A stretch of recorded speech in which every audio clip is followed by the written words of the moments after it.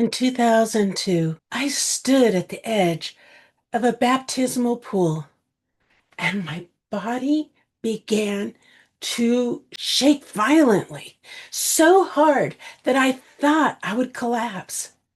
And I love God, but my body was terrified. Why? Well, it was because my body was remembering an assault from my teenage years that my mind had tried to forget. If your body is screaming, even when your heart is at peace, you aren't crazy. You're hypervigilant. For years, my heart would race out of nowhere. I could be fine one minute, and then the next, a certain smell, a sound, even just a little thing like the title pastor would set my body on high alert. I call those the hidden tripwires. I'm Pastor Annette, and today I'm sharing how I moved from a constant bracing into a life of steady peace. And I'm giving you the practical tools so you can stay anchored every single day. In my book, I shared in Plain Dead, Choosing Life, a moment that changed everything for me. When I stood at that baptismal, my body wasn't seeing a friend, Pastor Jim, who was there. It was seeing a title. It reacted to that title before my mind could even process what was happening. I had been a Christian for years, but I was suddenly shaking, completely perplexed. Why I was terrified when I knew I was in completely safe surroundings.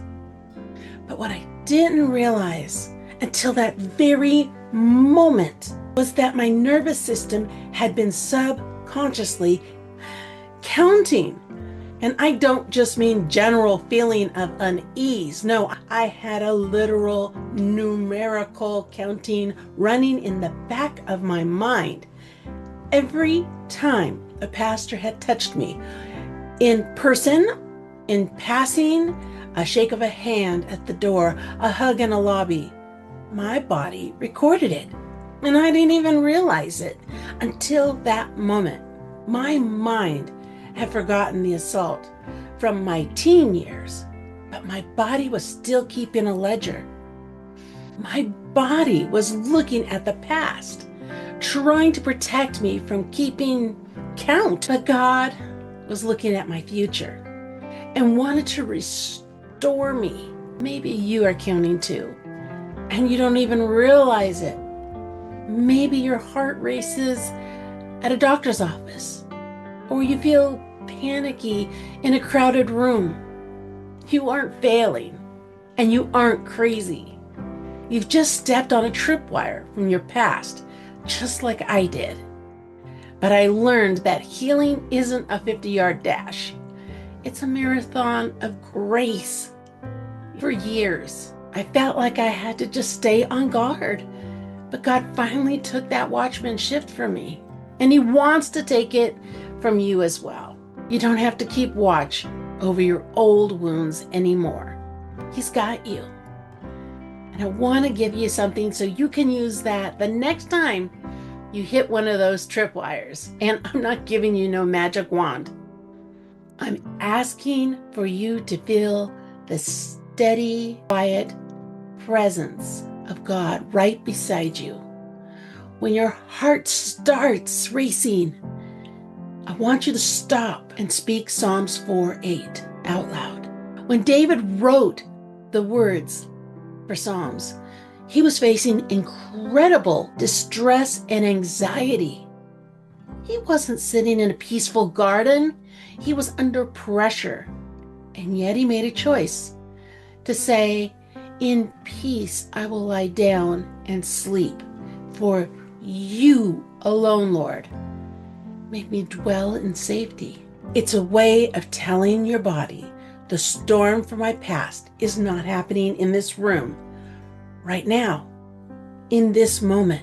And just like David had to remind himself where his true peace came from. This is your way to invite the Lord to be the anchor when you find your footing again. It's a perfect starting point to begin walking in faith of letting your heart finally be at rest. I know this is heavy. If you're still feeling that tension, take another breath.